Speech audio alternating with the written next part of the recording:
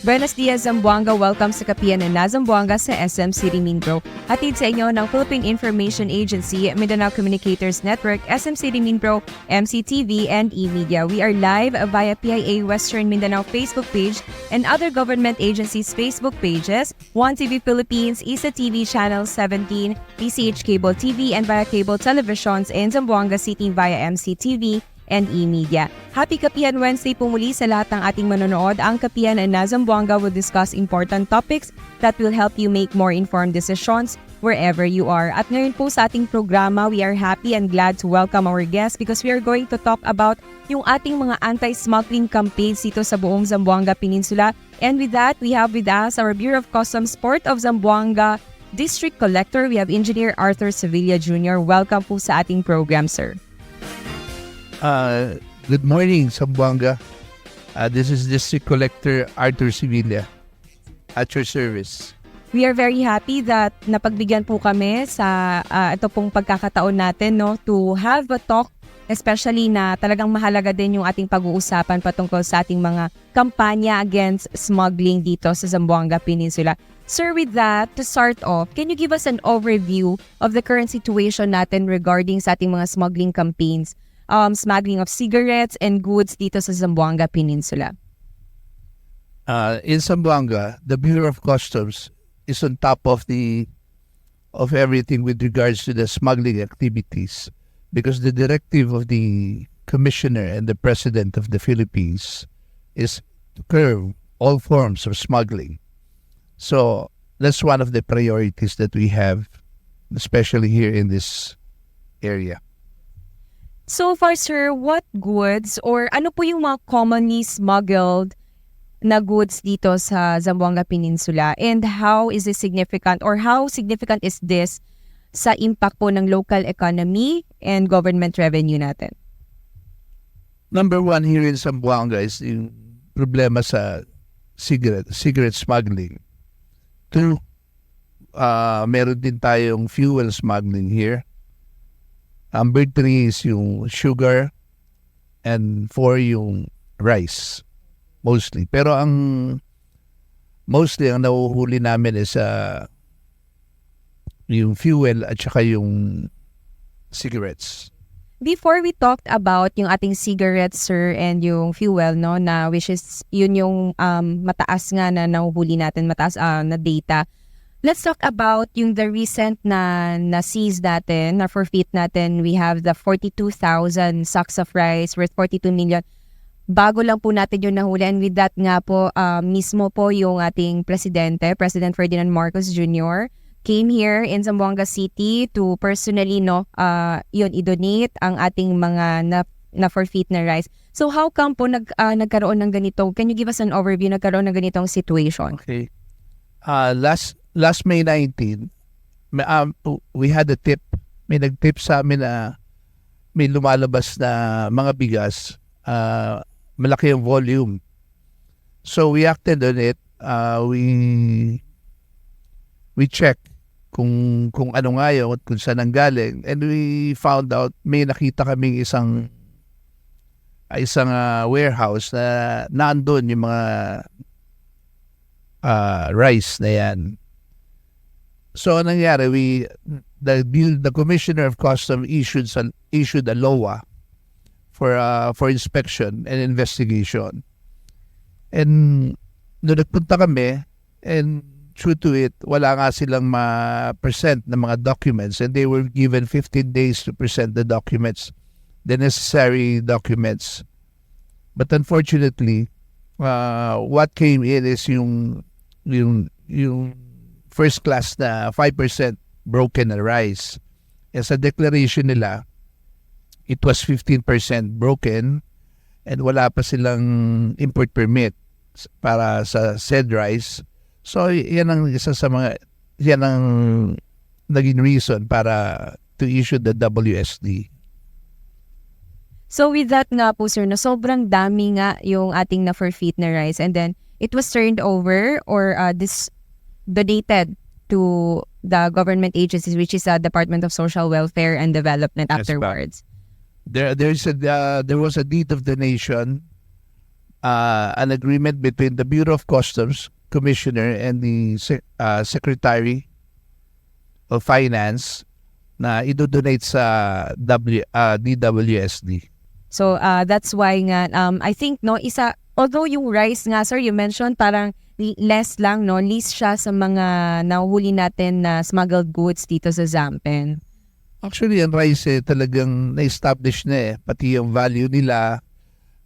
If you can check na valuation ng rice is from Apari to Zamboanga, ibig sabihin standard yan. May reference value kami sinusunod na everybody should comply. So hindi na napapalusot basta-basta ang rice.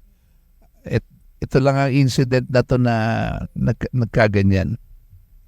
And then sir, let's talk about na po yung ating prevalent nga na smuggled cigarettes dito sa Zampen. Ano po kaya yung factors na you believe that contributes to the prevalence of smuggling in the region, especially yung ating cigarettes and fuel? And are there specific motivations po for smuggling cigarettes and goods? Number one is the livelihood. Siyempre yung mga tao dyan, inter-islands yan eh. And bago pa ako dumating dito, meron ng ganyan. Before ang history is merong mga kidnappings dito, kung ano-ano nangyari. Siguro dahil because kulang siguro sa livelihood ng mga tao. Tapos nangyari naman yan sa mga trade. Nagsimula yung cigarette smuggling na yan. Pero ang Bureau of Customs is on top of everything. Kasi hindi naman pwedeng pabayaan ng ganyan lang yan. Kaya we have efforts of curbing that smuggling in the area, especially in Hulo, Tawi-Tawi, Basilan, at saka dito na rin sa Zamboanga City. I think that's true sir no na isa pa rin talaga sa dahilan is livelihood nga walang source of income yung ating mga residents, especially sa ating mga neighboring islands. That's why napapasok sila sa mga ganitong activities. Yung ating po bang geography and proximity nakaka-affect din sa smuggling activities dito sa Zampen? Yes, of course. Unang-una ang islands ng Zamboanga is scattered dyan all over, iba-iba. Tapos at the same time, proximity nila sa Malaysia and Indonesia as well as dyan sa Vietnam, malapit. Ang nagiging problem naman is pagdating sa mga products na pinapasok dito like cigarettes, nandiyan na sa boundary madali, mas malapit. Pagdating naman sa rice nila, kasi ang Malaysia is subsidized nila yung rice nila kaya mas mura. Naisip siguro ng mga tao dito sa islands na pwede natin i-negosyo to. But unfortunately, hindi naman pwede kasi hindi sila nag-register. Wala silang mga permits, hindi sila nagko-comply with the customs rules and regulation. Kaya nagkakaproblema talaga. Smuggled talaga, sir. Yes. So, And doon sa cigarettes naman, hindi rin naman sila nagre-register. In fact, yung mga owners yan, we do not know kung sino yan. Diba? Yun nga po. So yung nahuhuli natin are the ones na nagde-deliver, the drivers. Exactly. Kung sino yung nagde-drive ng van, kung sino yung mga jungkong, yung mga nagmamaneho niyan. Pero yung the real owners, wala naman dito yung real owners. Nga po. So sir, I know na yun nga, continuous pa rin talaga yung mga ganitong activities ito sa Zampen.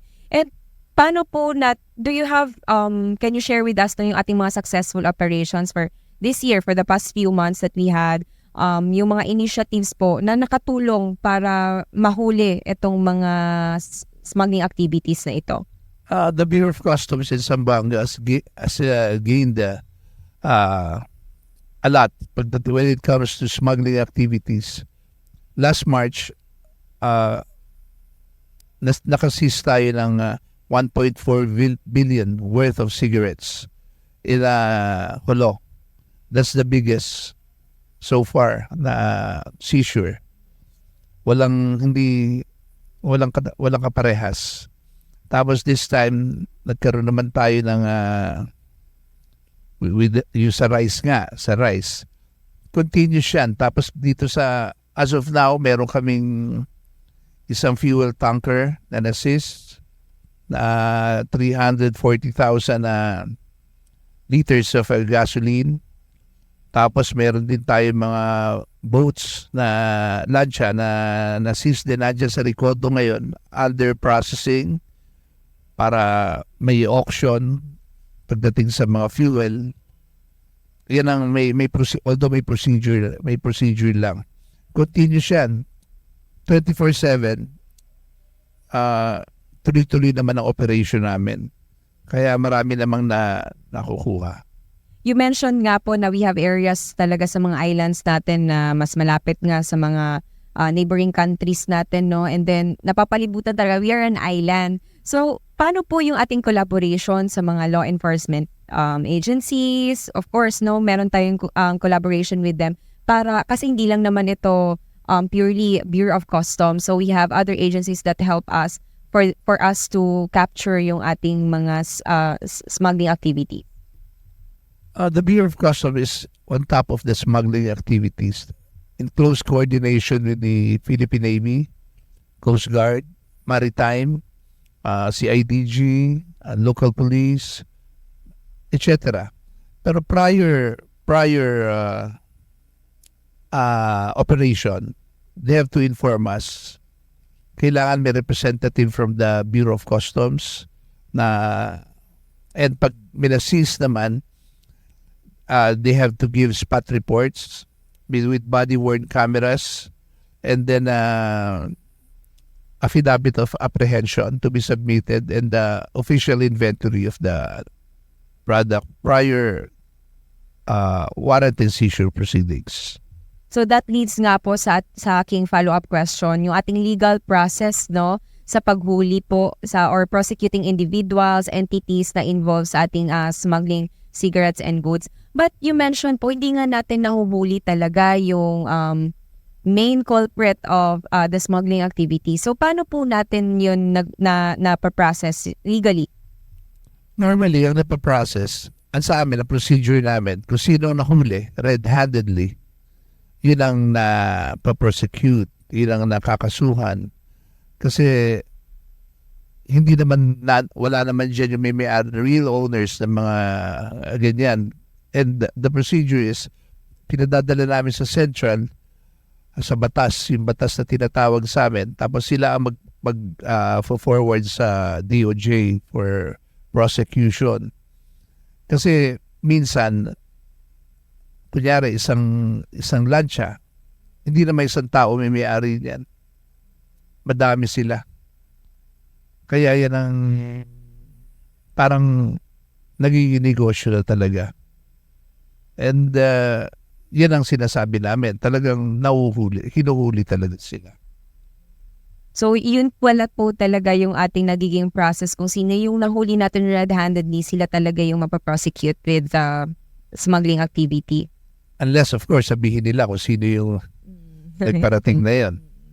Okay. Thank you, sir. So apart from the immediate na ating enforcement actions na ginagawa, ano naman po yung ating mga long-term na strategies that are being considered para ma-address nga yung ating the causes of smuggling in Zampen? Siguro to ease that, talagang you have to provide livelihood. Pero at the moment, the Bureau of Customs is on top of everything to curb smuggling. That's a directive of the President to the Commissioner. Yun din ang directive sa amin. So, 24/7, we've been doing our duties. Kaya ang dami naming nahuhuli ngayon. Actually po, yun nga po yung napansin natin for Zampen. Very active talaga tayo and then marami tayong nahuhuli na ng mga smuggling activities. That's why siguro it's parang is the result na rin sa continuous efforts na ginagawa ng Bureau of Customs and other government agencies. Lastly na lang, sir, what is our message sa mga patuloy pa rin po no, na gumagawa ng mga ganitong klaseng activities dito sa Zampen? As I said, this is smuggling, curbing smuggling is a 24/7 activity sa Bureau of Customs. So, to those who still doing yung mga ganyan activities, lagi kami dyan. Watch out. Talagang tuloy-tuloy naman kami. Thank you. Thank you, sir. And with that naman po, basta kumpleto yung ating mga papeles, wala tayong nilalabag sa batas, no?